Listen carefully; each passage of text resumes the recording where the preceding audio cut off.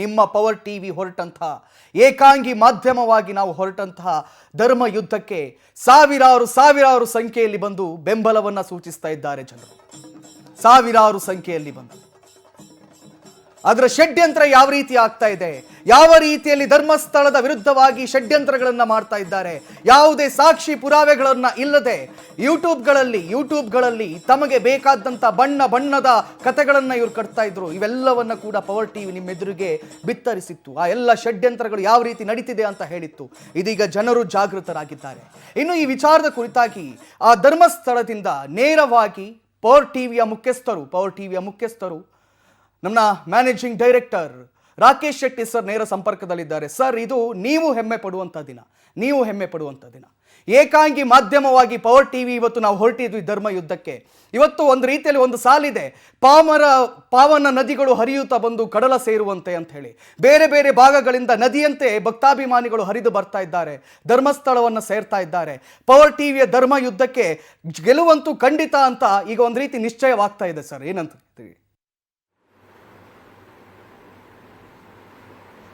ಕಾರ್ತಿಕ್, ಕಳೆದ ಹಲವು ದಿನಗಳಿಂದ ನಾವು ಧರ್ಮಯುದ್ಧ ಅನ್ನುವ ಎಪಿಸೋಡ್ಗಳನ್ನು ಸ್ಟಾರ್ಟ್ ಮಾಡಿದ್ವಿ. ನೀವು ಹೇಳಿದ್ರಿ ಇದು ನಮ್ಮ ಜಯ ಅಂತ. ಇದು ನಮ್ಮ ಜಯ ಮಾತ್ರ ಅಲ್ಲ, ಇದು ಇಡೀ ಧರ್ಮಸ್ಥಳದ ಪರ ಅಲ್ಲ, ಧರ್ಮದ ಪರ ಮತ್ತೆ ಶ್ರೀ ಪೂಜ್ಯ ಕಾವಂದರ ಪರ ನಿಂತವರ ಜಯ ಈಗ ಶುರುವಾಗಿದೆ ಅಷ್ಟೇ. ಯುದ್ಧ ಅಂತ ಹೇಳಿದ ಕೂಡಲೇ ಎರಡು ರೀತಿ ಇರುತ್ತೆ. ಒಂದು, ಈಗಾಗಲೇ ಯುದ್ಧ ಶುರುವಾಗಿದೆ, ಯುದ್ಧ ಒಂದು ಅಂತಿಮ ಘಟ್ಟಕ್ಕೆ ಬಂದು ತಲುಪ್ತಾ ಇದೆ ಅನ್ನೋದನ್ನು ನಾವು ಸಾರ್ತಾ ಇದ್ದೀವಿ. ಪವರ್ ಟಿವಿ ಸಾರಿ ನಾವು ಈಗ ಅಲ್ಲ, ಈಗ 2-3 ತಿಂಗಳಿಂದ ಹೇಳ್ತಾ ಇರೋದಲ್ವಾ, ಕಳೆದ 2 ವರ್ಷದಿಂದ ನಾವು ಸಾರಿ ಹೇಳಿದ್ದೀವಿ, ಈ ಹೋರಾಟಗಳು ನಕಲಿ ಹೋರಾಟಗಳು, ಇದು ಸೌಜನ್ಯನ ಪರ ಅಲ್ಲ, ಸೌಜನ್ಯನಿಗಾದ ಅನ್ಯಾಯಕ್ಕೆ ನ್ಯಾಯ ಕೊಡಿಸುವಂತಹ ಪರ ಅಲ್ಲ ಅಂತ ನಾವು ಹೇಳಿದ್ದೀವಿ. ಇದು ಟಾರ್ಗೆಟ್ ಧರ್ಮಸ್ಥಳ, ಟಾರ್ಗೆಟ್ ಹಿಂದೂ ಧರ್ಮ, ಟಾರ್ಗೆಟ್ ವೀರೇಂದ್ರ ಹೆಗ್ಡೆ ಮತ್ತೆ ಟಾರ್ಗೆಟ್ ಮಂಜುನಾಥ ಅಣ್ಣಪ್ಪ ಅಂತ ಒತ್ತಿ ಹೇಳ್ತಾ ಇದ್ವಿ. ನಾವು ನೋಡಿದ್ವಿ ಈ ಯುದ್ಧದಲ್ಲಿ ನಾವು ಏನೇನು ಅನುಭವಿಸಿದಂತ ನೋಡಿದ್ವಿ.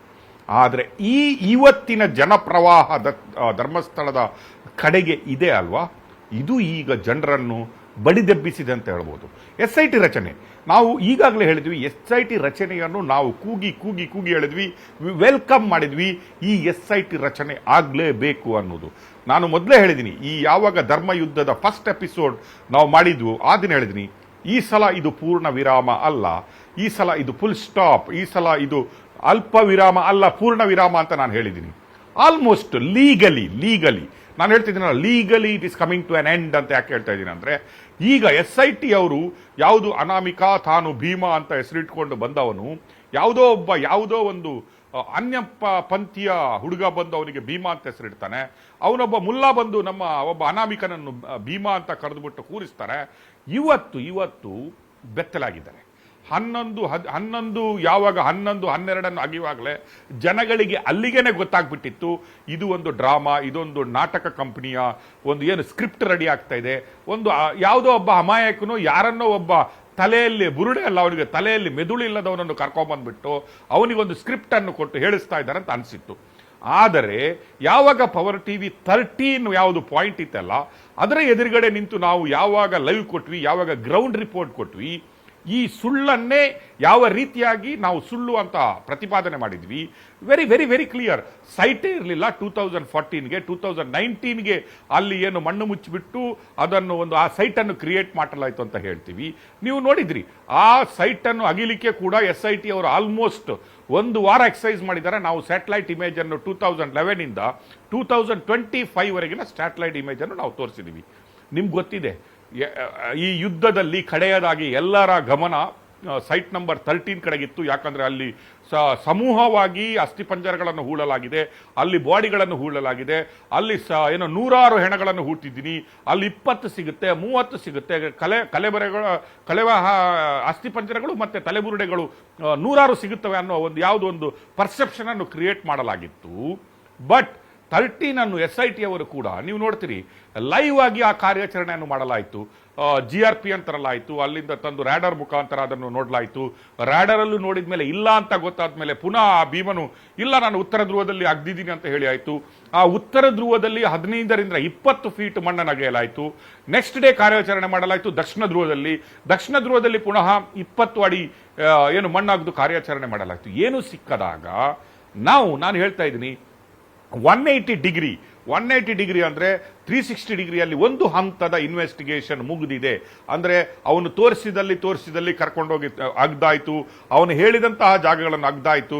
ಪಾಯಿಂಟ್ ನಂಬರ್ 6 ಅಲ್ಲಿ ಒಂದು ಅಸ್ಥಿಪಂಜರ ಸಿಗುತ್ತೆ, ಅದು ಗಂಡಸಿನ ಅಸ್ಥಿಪಂಜರ 40 ವರ್ಷದ ಹಿಂದಿನ ಏನು ಅಸಹಜ ಸಾವಾಗಿತ್ತು ಅದರದ್ದಂತ ಹೇಳಲಾಯಿತು.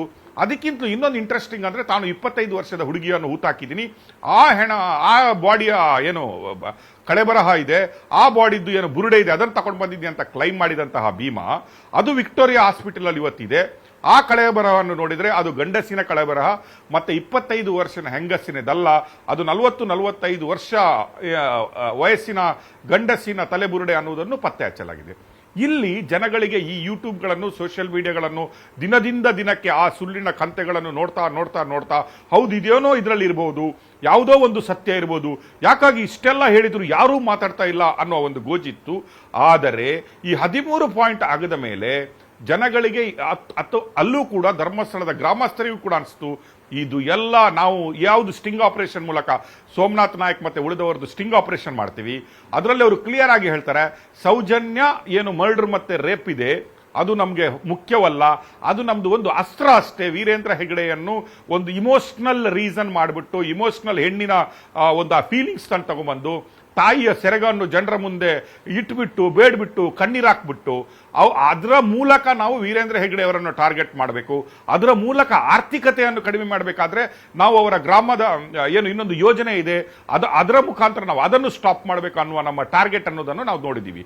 ಅದರ ನಂತರದ ಬೆಳವಣಿಗೆಯಲ್ಲಿ ಈಗ ಮೊನ್ನೆ ಅಷ್ಟೇ ಈ ಯೂಟ್ಯೂಬ್ಗಳಲ್ಲಿ ಯೂಟ್ಯೂಬರ್ಗಳು ಅವ್ಯಾಚ ಶಬ್ದಗಳಿಂದ ಮಾತಾಡೋದು, ಏನೋ ಒಂದು ಕಟ್ಟೆ ಕಟ್ಕೊಂಡು ಮಾತಾಡೋದು, ಗ್ರಾಮಸ್ಥರು ಯಾವ ರೀತಿಯಾಗಿ ಧರ್ಮಸ್ಥಳದೊಟ್ಟಿಗೆ ನಿಂತ್ಕೊಂಡ್ರು, ಯಾವ ರೀತಿಯಾಗಿ ಏನು ಆ 3 ಯೂಟ್ಯೂಬರ್ಗಳನ್ನು ಗೂಸಾ ಕೊಟ್ಬಿಟ್ಟು ಹುಚ್ಚು ನಾಯಿ ಓಡಿಸ್ದಂಗೆ ಓಡಿದ್ರು, ಅಲ್ಲಿಗೆ ಜನಗಳಿಗೆ ಇಡೀ ಜಗತ್ತಿಗೆ ಗೊತ್ತಾಯ್ತು ಧರ್ಮಸ್ಥಳದ ಜನರು ಕೂಡ ಕಾವಂದರೊಟ್ಟಿಗೆ ನಿಂತ್ಕೋತಾರೆ, ಧರ್ಮಸ್ಥಳದ ಜನರು ಕೂಡ ಮಂಜುನಾಥನ ಮತ್ತೆ ಅಣ್ಣಪ್ಪನೊಟ್ಟಿಗಿದ್ದಾರೆ.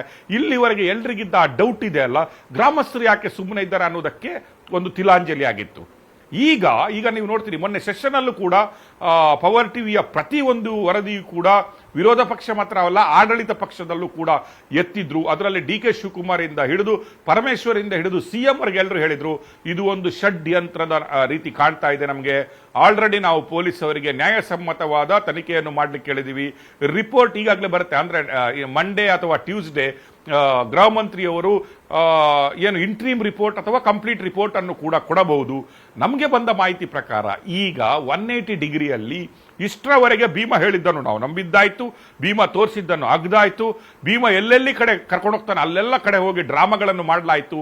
ಆದ್ರೆ ಇನ್ನು ಈಗ SIT ಅವರು ಮಾಡುವಂತಹ ಇನ್ನೊಂದು ತನಿಖೆ ಯಾವುದಂದ್ರೆ ಈ ಭೀಮಾ ಯಾರು, ಈ ಭೀಮನ ಕ್ರಿಯೇಷನ್ ಎಲ್ಲಿಂದ ಆಯ್ತು, ಇದರ ಹಿಂದೆ ಪ್ರೊಡ್ಯೂಸರ್ ಯಾರು, ಡೈರೆಕ್ಟರ್ ಯಾರು ಅನ್ನುವ ಒಂದು ಇನ್ವೆಸ್ಟಿಗೇಷನ್ ಇಳಿತಾರೆ ಅನ್ನುವ. ಈಗಾಗಲೇ ನಮಗೆ ಗೊತ್ತಿದೆ, ಇವತ್ತು ವಿಶ್ವನಾಥ್ ಅವರು ಹೇಳಿದ್ರು ಭೀಮಾ ಅನ್ನುವ ವ್ಯಕ್ತಿ ಈಗ ಅನಾಮಿಕನಾಗಿ ಉಳಿದಿಲ್ಲ. ಇಲ್ಲಿಯ ಗ್ರಾಮಸ್ಥರು ಹೇಳಿದ ಪ್ರಕಾರ ಕೂಡ ಭೀಮಾ ಅನ್ನುವ ವ್ಯಕ್ತಿ ಇನ್ನು ಅನಾಮಿಕನ ಹೆಸರಲ್ಲಿ ಇನ್ನು ಅವನು ಎಷ್ಟು ಮಾಸ್ಕ್ ಹಾಕೊಂಡು ತಿರ್ಕೊಂಡ್ರು, ಇನ್ನು ಯಾವುದೇ ಅವನು ತಲೆಯನ್ನು ಮುಚ್ಚಿ ಎಲ್ಲ ಇಡೀ ದೇಹಗಳನ್ನು ಮುಚ್ಚಿ ತಿರ್ಕೊಂಡ್ರು. ಈಗಾಗಲೇ ವಿಶ್ವನಾಥ್ ಅವರು ಓಪನ್ ಆಗಿ ಹೇಳಿದ್ದಾರೆ ಹೌಸಲ್ಲೂ ಅವನ ಹೆಸರಾಗಿದೆ, ಅವನು ಚಿನ್ನಯ್ಯ ಅನ್ನುವವನು ಇಲ್ಲಿ ನೈರ್ಮಲ್ಯ ಏನು ಕಾರ್ಮಿಕನಾಗಿದ್ದ, ಅವನೇ ಅದನ್ನಿದ್ದು. ಈಗ ಗ್ರಾಮಸ್ಥರ ಪ್ರಕಾರ ನಾವು ಕೇಳಿದ್ವಿ ಅವನ ನಡತೆ ಹೇಗಿತ್ತು, ಅವನ ಕ್ಯಾರೆಕ್ಟರ್ ಹೆಂಗಿತ್ತು, ಅವನು ಏನ್ ಮಾಡ್ತಾ ಇದ್ದ, ಅವನನ್ನು ಯಾವ 2014ನಲ್ಲಿ ಏನಕ್ಕೆ ಕೆಲಸದಿಂದ ತೆಗೆಯಲಾಯಿತು, ಈ ವ್ಯಕ್ತಿ ನೇತ್ರಾವತಿಯಲ್ಲಿ ಬಿದ್ದಂತಹ ಏನು ಸೂಸೈಡ್ ಮಾಡ್ಕೊಂಡ ಅಥವಾ ಕಾಲು ಜಾರಿ ಬಿದ್ದಂತಹ ಹೆಣಗಳನ್ನು, ಕೊಳೆತ ಸ್ಥಿತಿಯಲ್ಲಿದ್ದ ಹೆಣಗಳನ್ನು ನೀರಿನಿಂದ ಮೇಲೆ ಎತ್ತಲಿಕ್ಕೆಲ್ಲ ಹೋಗ್ತಾ ಇದ್ದ, ಆಗ ಅದರಲ್ಲಿದ್ದ ಚಿನ್ನಗಳನ್ನೆಲ್ಲ ಕದೀತಾ ಇದ್ದ. ಅದೆಲ್ಲ ಗೊತ್ತಾದ ಮೇಲೆ ಈವನ್ ಇಲ್ಲಿ ಅಂಗಡಿಗಳಿಂದ ಕೇಳಿದ್ರೆ, ನೀವು ಎಲ್ಲರೂ ಕೇಳಿದ್ರೆ ಹಿಸ್ ಆಟಿಟ್ಯೂಡ್ ಮತ್ತೆ ಕ್ಯಾರೆಕ್ಟರ್ ಇಸ್ ನಾಟ್ ಗುಡ್ ಅಂತ ಹೇಳ್ತಾರೆ.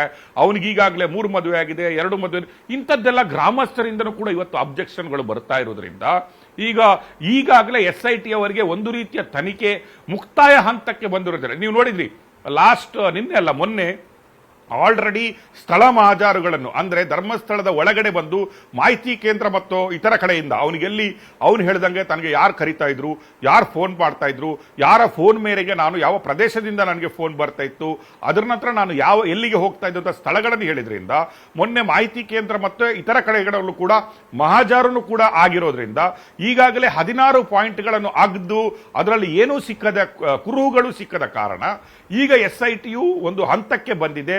ಇದು ಇನ್ನು ಅಲ್ಲಿಂದ ಸ್ಟಾಪ್ ಮಾಡಿ ರಿವರ್ಸ್ ಇನ್ವೆಸ್ಟಿಗೇಷನ್ ಅಂತ ನಾನು ಏನು ಹೇಳ್ತೀನಿ ಅಂದರೆ ಈ ದೂರೇ ಸುಳ್ಳು, ಈ ದೂರಿನ ಹಿಂದೆ ಯಾವ ಷಡ್ಯಂತ್ರ ಇದೆ ಅನ್ನೋದನ್ನು SIT ಈಗ ಮಾಡಲಿಕ್ಕೆ ಹೊರಟಿದೆ ಅನ್ನುವ ಮಾಹಿತಿ ಇದೆ. ನಂಬರ್ 1, SIT ಮಾಡಿಲ್ಲ ಅಂದ್ರೂ ಕೂಡ ಈಗ ಯಾರು ಬಿಡುವವರಲ್ಲ. ಜನಗಳಾಗ್ಲಿ, ಗ್ರಾಮಸ್ಥರಾಗ್ಲಿ, ಭಕ್ತಾದಿಗಳಾಗ್ಲಿ ಈಗ ಬೀದಿಗಿಳಿಲಿಕ್ಕೆ ಶುರು ಮಾಡಿದ್ದಾರೆ. ನೀವು ನೋಡಿದ್ದೀರಿ ಈಗ ಇವತ್ತು ಯಲಹಂಕ ವಿಶ್ವನಾಥ್ ಅವರು ಸಾಧಾರಣವಾಗಿ ಒಂದು 600ರಿಂದ 700 ಕಾರುಗಳು ಅಂದ್ರೆ ಒಂದೆರಡು 2000 ಪೀಪಲ್ ಭಕ್ತಾದಿಗಳು ಯಲಹಂಕ ವಿಧಾನ ಕ್ಷೇಮದಿಂದ ಬಂದಿದ್ದಾರೆ. It is not politics. ನಾನು ಈಗ ಹೇಳ್ತೀನಿ, ಈಗ ನಾವು ವಿಶ್ವನಾಥನ್ ಹತ್ರ ಮಾತಾಡಿದಾಗ ಅವ್ರು ಹೇಳಿದಿಷ್ಟೇ, ನಾನು ಬಿಜೆಪಿಯ ಅಜೆಂಡಾ ಹಿಡ್ಕೊಂಡು ಬಂದಿಲ್ಲ, ಅಥವಾ ನಾನಿಲ್ಲಿ ಬಿಜೆಪಿಯ ಏನು ಫ್ಲಾಗ್ ಇಟ್ಕೊಂಡು ಬಂದಿಲ್ಲ, ಬಿಜೆಪಿಯ ಶಾಲ್ ಹಿಡ್ಕೊಂಡು ಬಂದಿಲ್ಲ, ನಾನು ಬಿಜೆಪಿಯ ಯಾವ ನಾಯಕರ ಹೆಸರು ಹೇಳ್ಬಿಟ್ಟು ಜೈಕಾರ ಹಾಕೊಂಡು ಬಂದಿಲ್ಲ. ನಾನು ಬಂದಿರೋದು ಹಿಂದೂ ಧರ್ಮದ ಉಳಿವಿಗಾಗಿ, ನನ್ನ ಧರ್ಮವನ್ನು ಉಳಿಸಬೇಕಾಗಿದೆ. ಈಗ ಅಂತ ಸ್ಥಿತಿ ನಿರ್ಮಾಣವಾಗಿದೆ. ಇದು ಷಡ್ಯಂತ್ರ ಅಂತ ನಮಗೆ ಗೊತ್ತಾಗ್ಬಿಟ್ಟಿದೆ. ಅದು ಮಾತ್ರ ಅಲ್ಲ, ಇದರಲ್ಲಿ ಮುಸ್ಲಿಂ ಕಮ್ಯುನಿಟಿ ಏನಿದೆ STPI ಅವರಿದ್ದಾರೆ, ಅವರು ಕೂಡ ಸೇರ್ಕೊಂಡಿದ್ದಾರೆ. ಅದರ ಒಟ್ಟಿಗೆ ಕಮ್ಯುನಿಸ್ಟ್ಗಳು ಸೇರ್ಕೊಂಡಿದ್ದಾರೆ, ಲೆಫ್ಟಿಸ್ಟ್ಗಳು ಸೇರ್ಕೊಂಡಿದ್ದಾರೆ. ಇದು ಅಲ್ ಜಜೀರಾದಂತಹ ಚಾನೆಲ್ಗಳಲ್ಲಿ ಅರಬ್ ಕಂಟ್ರಿಗಳಲ್ಲಿ ಇದರ ನ್ಯೂಸ್ ಬರುತ್ತೆ. ಕಮ್ಯುನಿಸ್ಟ್ ರಾಷ್ಟ್ರವಾದ ಚೈನಾದಲ್ಲಿ ಇದು ಒಂದು ನ್ಯೂಸ್ ಆಗುತ್ತೆ ಅಂತ ಹೇಳಬೇಕಾದ್ರೆ ಇದರ ಹಿಂದೆ ಎಷ್ಟು ದೊಡ್ಡದಾದ ಷಡ್ಯಂತ್ರಗಳು ನಡೀತಾ ಇದೆ. ಇದನ್ನು ಎದುರಿಸಬೇಕಾದ ಸತ್ಯದೊಟ್ಟಿಗೆ, ಧರ್ಮದೊಟ್ಟಿಗೆ, ಮಂಜುನಾಥನೊಟ್ಟಿಗೆ ಮಾತ್ರವಲ್ಲ, ಪೂಜ್ಯರಾದ ವೀರೇಂದ್ರ ಹೆಗ್ಗಡೆಯವರೊಟ್ಟಿಗೆ ಸಾಮಾಜಿಕವಾಗಿ ಅವರು ಮಾಡಿದಂತಹ ಕಾರ್ಯಕ್ರಮಗಳು, ಅವರು ಬದುಕಿದ ರೀತಿ, ಅವರು 60 ವರ್ಷ ಸಮಾಜಕ್ಕಾಗಿ ಬದುಕಿದ ರೀತಿಯನ್ನು ನಾವು ಗೌರವಿಸುತ್ತಾ ಅವರ ಮುಂದೆ ಅವರಿಗಾಗಿ ನಿಂತ್ಕೊಳ್ಳುವಂತಹ ಸಮಯ ಬಂದಿದೆ ಅಂತ ನಾನು ಈ ಯಾತ್ರೆಯನ್ನು ಮಾಡ್ತಾ ಇದ್ದಾರೆ ಅಂತ ಹೇಳ್ತಾ ಇದ್ದಾರೆ. ಇದರೊಟ್ಟಿಗೆ ನಾವು ಮಾಡ್ತಾ ಇದ್ದ ಧರ್ಮ ಯುದ್ಧಕ್ಕೆ ನಾವು ಮೊನ್ನೆನೇ ಹೇಳಿದೀವಿ, ಈ ಯುದ್ಧಕ್ಕೆ ಜಯ ಮೊನ್ನೆ 13ನೇ ಪಾಯಿಂಟ್ ಆಗದಾಗಲೇ ಬಂದಿದೆ. ಈಗ ನೋಡಿದ್ರೆ ಇದಕ್ಕೆ ಜಯ ಸಿಗ್ತಾ ಇದೆ ಅಂತ ಅನಿಸುತ್ತೆ ಕಾರ್ತಿಕ್. Yes sir. ಯಾಕೋ ಒಂದ್ ಕಡೆ SIT ಅವರಿಗೂ ಕೂಡ ಇದರ ಅರಿವಾಗಿದೆ ಅಂತ ಹೇಳಿ